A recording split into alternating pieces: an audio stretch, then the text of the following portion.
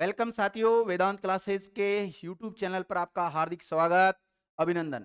साथियों, आज हम चर्चा करेंगे शिक्षा मनोविज्ञान से संबंधित चर्चा कर रहे हैं और इसमें प्रैक्टिस सेट जो लेकर आए हैं, प्रैक्टिस सेट नंबर 3 है, उसके ऊपर चर्चा करेंगे। 2 कंप्लीट हो चुके हैं। जिन विद्यार्थियों ने प्रैक्टिस सेट 1 और 2 का अध्ययन नहीं किया है, पहले उनको हल कीजिए आप। उसके बाद में अगर आप इसको करते हैं तो कहीं ना कहीं आपको प्रॉफिट मिलेगा और बहुत शानदार शानदार तरीके के इसमें पर्सन होने वाले हैं। आज का जो पहला प्रश्न क्या है कि प्री ऑपरेशनल स्टेज के अंतर्गत, यानी कि 2 वर्ष से लेकर 7 वर्ष मानी गई है। 2 वर्ष से 7 वर्ष वाली जो एज होती है जीन पियाजे के अनुसार जीन पियाजे के अनुसार उचित नहीं है। 4 विकल्प आपके सामने दे रखे हैं विद्यार्थियों। 4 विकल्प क्या है? इमेज फॉर्मेशन, एनिमिज्म यानी कि जीववाद, इगोसेंट्रिज्म अहमवाद और वस्तु स्थायित्व का अभाव। तो इसमें कौन सा राइट नहीं है? तो ये वाला राइट नहीं है। वस्तु स्थायित्व का जो अभाव है वो 0 से 2 वर्ष में पाया जाता है विद्यार्थियों, ना कि प्री ऑपरेशनल स्टेज के अंतर्गत ये नहीं पाया जाता है। तो इस प्रकार पहला प्रश्न का जो राइट आंसर जाता है वो क्या चला जाता है? डी राइट आंसर होगा।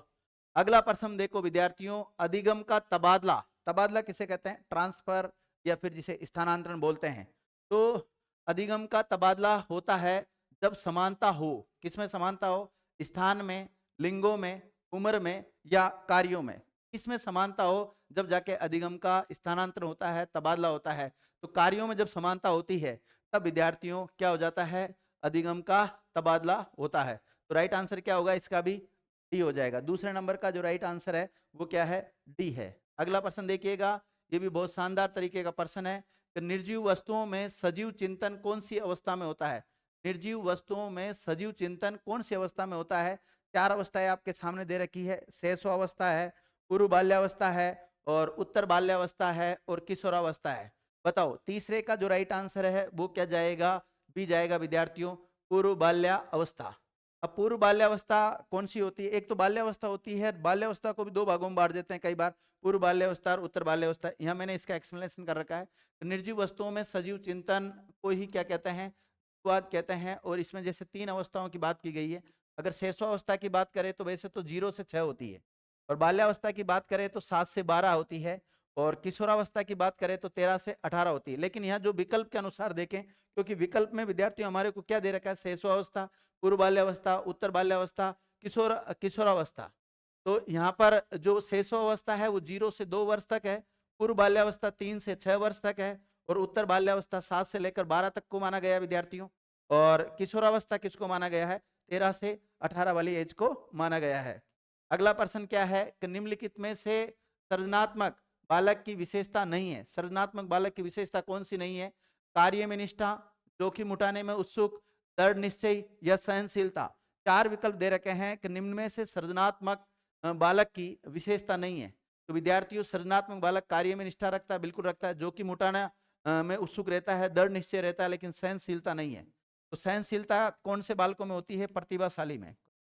प्रतिभाशाली जो बालक है उनकी विशेषता होती है। ये जब हमने इस टॉपिक को अलग से चर्चा की थी, सृजनात्मक वाला जो बालक कौन से होते हैं, प्रतिभाशाली बालक की क्या विशेषताएं होती है, उनकी विशेषताएं मैंने स्पष्ट लिखा रखी है आपको। ठीक है, वहां जाके आप चेक कर सकते हैं। तो राइट आंसर तो क्या जाएगा इसका? डी चला जाएगा। चौथे का राइट आंसर होगा विद्यार्थियों डी। क्या होगा? डी होगा। तो सहनशीलता किसकी होती है? प्रतिभाशाली बालकों की होती है। अगला प्रश्न देखिएगा, बच्चों की रुचि बनाए रखने के लिए आप कौन सी विधि का चयन करेंगे? बच्चों की रुचि बनाए रखने के लिए कौन सी विधि का चयन करेंगे? 4 विकल्प दे रखा है। बच्चों को पढ़कर आने को कहेंगे और प्रश्न पूछेंगे उनसे। बी में दे रखा है स्वयं गतिविधि करेंगे तथा बच्चों को बताएंगे। आप गतिविधि में बच्चों को बताएंगे या बच्चों को स्वयं गतिविधि करने के लिए देंगे। तो विद्यार्थियों, इसमें बच्चों की रुचि बनाए रखने के लिए आप कौन सी विधि का चयन करोगे? 5वें का राइट आंसर क्या जाएगा? डी। क्या जाएगा? डी। बच्चों को स्वयं गतिविधि करने के लिए देंगे, ये इसका राइट आंसर होगा। अगला प्रश्न है विद्यार्थी, इसको ढंग से पढ़िएगा। निम्नलिखित में से सभी पाठ्यक्रम निर्माण के सिद्धांत है सिवाय, मतलब एक के सिवाय सब पाठ्यक्रम के निर्माण में के सिद्धांत है विद्यार्थियों, जैसे अनुभवों की पूर्णता, लचीलापन, रूढ़िवादिता, सहसंबंध। तो इसमें से एक नहीं है। तो इसमें से एक कौन सा नहीं है विद्यार्थियों? इसमें चला जाएगा रूढ़िवादिता। क्या चल जाएगा? रूढ़िवादिता। राइट आंसर क्या हो जाएगा इसका? सी हो जाएगा। अगला प्रश्न है विद्यार्थियों, इसको देखिएगा कि निम्नलिखित में से मानसिक स्वास्थ्य का महत्व नहीं है। निम्नलिखित में से मानसिक स्वास्थ्य का महत्व नहीं है। सामाजिक महत्व में, नैतिक महत्व में, भविष्यवाणी संबंधी या संवेगात्मक महत्व। देखो प्रश्न को देखकर ही कई बार तो उसका उत्तर निकल जाता है। तो इसका राइट आंसर क्या चला जाएगा? भविष्यवाणी संबंधी। क्या चला जाएगा? भविष्यवाणी संबंधी। अगला प्रश्न देखिएगा, मंदबुद्धिता के कारण नहीं है। मंदबुद्धिता के कारण नहीं है। चार विकल्प आपके सामने दे रखा है, पैतृक, पर्यावरण और परिपक्वता और माता पिता की आयु। कौन सा मंदबुद्धिता का कारण नहीं है? इसमें परिपक्वता नहीं है। इसका राइट आंसर क्या होगा विद्यार्थियों? सी होगा। क्या होगा? सी होगा। अगला प्रश्न देखिएगा, अगला, सोशल कॉग्निटिव थ्योरी किसके द्वारा दी गई? सोशल कॉग्निटिव थ्योरी किसके द्वारा दी गई? चार विकल्प दे रखे हैं, जीन पियाजे, वाइगोत्स्की, क्यूरी या बांडुरा। तो विद्यार्थियों राइट आंसर जाएगा आपका बांडुरा। 90% का जो राइट आंसर है वो बांडुरा है। सामाजिक संज्ञानात्मक सिद्धांत भी दिया इन्होंने। कौन सा? सामाजिक संज्ञानात्मक सिद्धांत। आपसे पूछा जाए क्या बांडुरा ने सामाजिक संज्ञानात्मक सिद्धांत की बात की है? तो बिल्कुल की है विद्यार्थियों। सामाजिक अधिगम सिद्धांत की भी दिया इन्होंने, सामाजिक अधिगम सिद्धांत। सामाजिक अधिगम सिद्धांत बोलो या फिर सामाजिक संज्ञानात्मक सिद्धांत बोलो, ये किसने दिए हैं? बांडुरा ने दिए हैं। और सोशल कॉग्निटिव थ्योरी किसके द्वारा दी गई है विद्यार्थियों? ये भी किसके द्वारा दी गई है?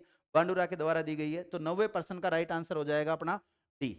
अगला प्रश्न देखिए विद्यार्थियों, ये भी शानदार प्रश्न है कि अनुभव तथा प्रशिक्षण के द्वारा व्यवहार का उन्नयन अधिगम है। मतलब अनुभव के द्वारा और प्रशिक्षण के द्वारा जो व्यवहार में परिवर्तन आता है वो अधिगम है। ये बात किसने बोली? स्किनर ने, क्रॉनवेक ने, गिलफोर्ड ने या गेट्स व अन्य ने। तो राइट आंसर क्या चला जाएगा? डी, गेट्स व अन्य। देखो सीधे सीधे कई बार एग्जाम में फैक्ट पूछ लिए जाते हैं, पुस्तकों के बारे में पूछ लिया जाता है, तो उनके बारे में क्या समझाना? फैक्ट तो आपको पढ़ना ही पड़ेगा विद्यार्थियों, याद ही करना पड़ेगा। पुस्तक का नाम है तो वो याद ही करना पड़ेगा। अगला जो 11वां नंबर का प्रश्न है इसको देखिएगा कि कोहलबर्ग के नैतिक सिद्धांत के अंतर्गत कौन सी अवस्था नहीं है? मतलब कोहलबर्ग का नैतिक सिद्धांत है उसके अंतर्गत कौन सी अवस्था नहीं है? प्री रूढ़िगत, पश्च रूढ़िगत, प्री ऑपरेशनल और रूढ़िगत। तो विद्यार्थियों प्री रूढ़िगत, पश्च रूढ़िगत और रूढ़िगत आपने देखा होगा। पूर्व परंपरागत, परंपरागत और पश्च परंपरागत, ये तो कोहलबर्ग के नैतिक सिद्धांत के अंतर्गत आते हैं। लेकिन प्री ऑपरेशनल नहीं आता है। ये किसके अंतर्गत आता है? जीन पियाजे ने दिया विद्यार्थियों। तो 11वें नंबर का राइट आंसर होगा अपना सी। क्या होगा? सी होगा। अगला प्रश्न देखिएगा। अगला प्रश्न क्या है कि बी एस बलूम ने ज्ञानात्मक पक्ष को कितने उपखंडों में विभाजित किया है? बी एस बलूम ने ज्ञानात्मक पक्ष को कितने उपखंडों में विभाजित किया? 3 में, 6 में, 5 में या 7 में? राइट आंसर जाएगा बी, 6 में किया विद्यार्थियों। और 6 इसके जो कौन कौन से हैं वो ज्ञान है, अवबोध है, ज्ञानोपयोग है, विश्लेषण, संश्लेषण और मूल्यांकन। 6 के 6 नाम याद करना विद्यार्थियों, यहाँ से भी कई बार सवाल बन जाता है। अगला प्रश्न है कि मानसिक आयु के प्रत्यय का सबसे पहले प्रयोग किया टर्मन ने, केटल ने, बिने ने और सभी ने। किसने किया विद्यार्थियों? तो 13 नंबर का जो प्रश्न है इसका राइट आंसर क्या जाएगा? सी जाएगा विद्यार्थियों, अल्फ्रेड बिने ने। किसने? अल्फ्रेड बिने ने मानसिक आयु के प्रत्यय का सबसे पहले प्रयोग किया था। अगर पूछा जाए केटल ने किसका प्रयोग किया था, तो मानसिक परीक्षण का मानसिक परीक्षण की बात आए विद्यार्थियों, इसका सबसे पहले प्रयोग किसने किया? तो मानसिक परीक्षण का प्रयोग सबसे पहले किया था केटल ने। लेकिन मानसिक आयु के प्रत्यय का सबसे पहले प्रयोग किसने किया? तो उसमें आएगा अल्फ्रेड बिने नाम आएगा। क्या नाम आएगा? अल्फ्रेड बिने नाम आएगा। अगला प्रश्न को देखिए, वाइगोत्स्की के सिद्धांत में किस पहलू की उपेक्षा होती है? सामाजिक की, सांस्कृतिक की, भाषा की या जैविक की? देखो प्रश्न को ढंग से पढ़िएगा विद्यार्थियों। तो वाइगोत्स्की का जो सिद्धांत है इसमें किसकी उपेक्षा होती है? इसमें विद्यार्थियों जैविक की उपेक्षा होती है। किसकी होती है? जैविक की उपेक्षा होती है। अगला प्रश्न देखिएगा, हर शिक्षार्थी अद्वितीय है का आशय है। 4 विकल्प आपके सामने दे रखे हैं और 4 विकल्प क्या है विद्यार्थियों? कोई शिक्षार्थी अपनी योग्यता, रुचि तथा बुद्धि में एक समान नहीं होता है। शिक्षार्थियों में कोई समान गुण नहीं होते हैं, ना ही उनके लक्ष्य समान होते हैं। सभी शिक्षार्थियों के लिए समान पाठ्यचर्या संभव है। बेमेल कक्षा में शिक्षार्थियों की क्षमता विकसित करना असंभव है। तो हर शिक्षार्थी अद्वितीय है, इसका आशय क्या है यहाँ पर? तो राइट आंसर क्या जाएगा? ए। क्या जाएगा? ए। कोई शिक्षार्थी अपनी योग्यता, रुचि तथा बुद्धि में एक समान नहीं होते हैं। ये होगा। विद्यार्थियों, ये अपना एप्लीकेशन है, वेदांत क्लासेस अजमेर के नाम से एप्लीकेशन है, तो आप डाउनलोड कर लीजिए। और यहाँ पर बहुत कई प्रकार के जिस वैकेंसी की आप तैयारी कर रहे हैं उससे संबंधित आपको ई नोट्स मिल जाएंगे, ई बुक मिल जाएगी, साथ ही में वीडियो लेक्चर मिल जाएंगे आपको, जिसकी भी आप तैयारी कर रहे हैं वहाँ जाकर आप इसको देख सकते हैं विद्यार्थियों। अगला देखिए, अगला प्रश्न है कि आदत क्या है। आदत है कोई कार्य की पुनरावृत्ति, यह एक जन्मजात प्रक्रिया है, अ ब दोनों सही है, और डी में दे रखा है नोटा। तो आदत क्या है यहाँ पर, कोई कार्य की पुनरावृत्ति आदत है। अगला प्रश्न है कि एक बालक जो डॉग को गोड पढ़ता है और बैट को टेप पढ़ता है, निम्नलिखित में से किस प्रकार की निःशक्तता से वो पीड़ित है। मतलब उस बालक में किस प्रकार की निःशक्तता है। गति समन्वय वैकल्य जिसे हम डिस्प्रैक्सिया कहते हैं, वाचन वैकल्य यानी कि डिसलेक्सिया, लेखन वैकल्य डिस्ग्राफिया, भाषा वैकल्य यानी कि डिस्फेसिया। तो कौन सी निःशक्तता है उसमें, तो राइट आंसर जाएगा उसका बी। क्या जाएगा, बी, वाचन वैकल्य राइट आंसर हो जाएगा। 17 का राइट आंसर क्या है, बी है विद्यार्थियों। अगला प्रश्न देखिएगा, निम्न में से कौन सी वस्तुनिष्ठ प्रकार के परीक्षण की विशेषता है। मतलब वस्तुनिष्ठ प्रकार के जो परीक्षण है वो कौन सी विशेषता है। मितव्यय, व्यक्तिनिष्ठ, उच्च स्तरीय विश्वसनीयता या अल्प विषय वस्तु करना। तो 18वें का जो राइट आंसर है विद्यार्थियों वो क्या जाएगा, सी, उच्च स्तरीय विश्वसनीयता के लिए। अगला प्रश्न देखिएगा, एक अध्यापिका बालकों से भिन्न भिन्न प्रकार की सरल पहेलियां पूछ रही है, वह बालकों में विकास करना चाहती है। प्रश्न को ढंग से पढ़िएगा। एक अध्यापिका बालकों से भिन्न भिन्न प्रकार की सरल पहेलियां पूछ रही है, वह बालकों में विकास करना चाहती है। किसका, कल्पना का करना चाहती है, चिंतन का करना चाहती है, या अंतर्दृष्टि का, या फिर विद्यार्थियों तर्क का। किसका करना चाहती है, अंतर्दृष्टि का। किसका, अंतर्दृष्टि का करना चाहती है। राइट आंसर क्या होगा, 19वें का सी होगा विद्यार्थियों। क्या होगा, सी होगा। और अगर हम बात करें चिंतन, तो चिंतन के लिए तो किसकी आवश्यकता होती है, समस्या की आवश्यकता होती है। जहां समस्या होगी उसके बाद में चिंतन होता है। अगला प्रश्न देखिएगा, संज्ञानात्मक विकास में मानसिक प्रक्रिया से संबंधित है वर्गीकरण एवं बोलना, क्रमबद्ध चिंतन एवं अवलोकन, समस्या समाधान एवं बोलना, अवलोकन एवं सहभाजन। क्या होता है संज्ञानात्मक विकास में मानसिक प्रक्रिया किससे संबंधित है, तो क्रमबद्ध चिंतन एवं अवलोकन से रिलेटेड। 20वें का राइट आंसर क्या होगा, बी। क्या होगा विद्यार्थियों, बी होगा। अगला प्रश्न देखिएगा, 21वें नंबर का प्रश्न सॉरी विद्यार्थी, प्रायोजना विधि का दार्शनिक आधार क्या है। आदर्शवाद, प्रकृतिवाद, प्रयोजनवाद और नोटा। बताओ क्या राइट आंसर जाएगा, प्रयोजनवाद। क्या जाएगा, प्रयोजनवाद। अगला प्रश्न देखिए, रूसो कितने वर्ष की आयु तक पुस्तकीय शिक्षा का विरोधी है। मतलब कितने वर्ष के बालक है उसको पुस्तकीय ज्ञान नहीं देना चाहिए।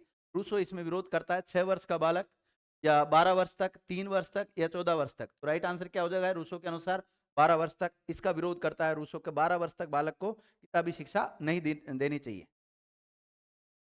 आगे देखो विद्यार्थियों, जीन पियाजे के अनुसार पूर्व बाल्यावस्था या बाल्यकाल होता है संवेदी पेशी अवस्था, पूर्व संक्रियात्मक अवस्था, स्थूल संक्रियात्मक अवस्था, या औपचारिक संक्रियात्मक अवस्था। तो 23वें का जो राइट आंसर है विद्यार्थियों वो क्या जाएगा, पूर्व संक्रियात्मक अवस्था। ये पूर्व बाल्यकाल में होता है विद्यार्थियों। और पूर्व बाल्यकाल कब से कब तक माना गया है, 3 से लेकर 6 तक माना गया है। आगे देखिएगा, निम्नलिखित में से कौन सा कथन विकास के बारे में सत्य नहीं है। विकास के बारे में कौन सा कथन सत्य नहीं है। 4 विकल्प दे रखे हैं। पहला विकल्प क्या विद्यार्थियों, इसको देखिएगा। तो पहला विकल्प है कि विकास अंतःक्रिया का फल है। बी में दे रखा है विकास एक व्यवस्थित श्रृंखला का अनुगामी है। सी में दे रखा है विकास एक व्यक्तिगत प्रक्रिया है। डी में दे रखा है विकास विशिष्ट से सामान्य की ओर होता है। तो विद्यार्थी विकास विशिष्ट से सामान्य की ओर नहीं होता, बल्कि सामान्य से होता है, सामान्य से विशिष्ट की ओर होता है। सामान्य से विशिष्ट की ओर होता है। तो राइट आंसर क्या जाएगा इसका, डी। क्या जाएगा विद्यार्थियों, ये इसमें सत्य कथन नहीं था, क्योंकि उल्टा दे रखा था, विशिष्ट से सामान्य दे रखा है, जो कि गलत है। बल्कि क्या होता है, विकास सामान्य से विशिष्ट की ओर होता है। 24वें नंबर का जो राइट आंसर है विद्यार्थियों वो क्या है अपना, डी चला जाएगा। अगला प्रश्न देखिएगा। अगला, बलूम के वर्गीकरण के अनुसार निम्न में से कौन सा संज्ञानात्मक पक्ष से संबंधित है। प्रत्यास्मरण करना, विश्लेषण करना और परिभाषित करना।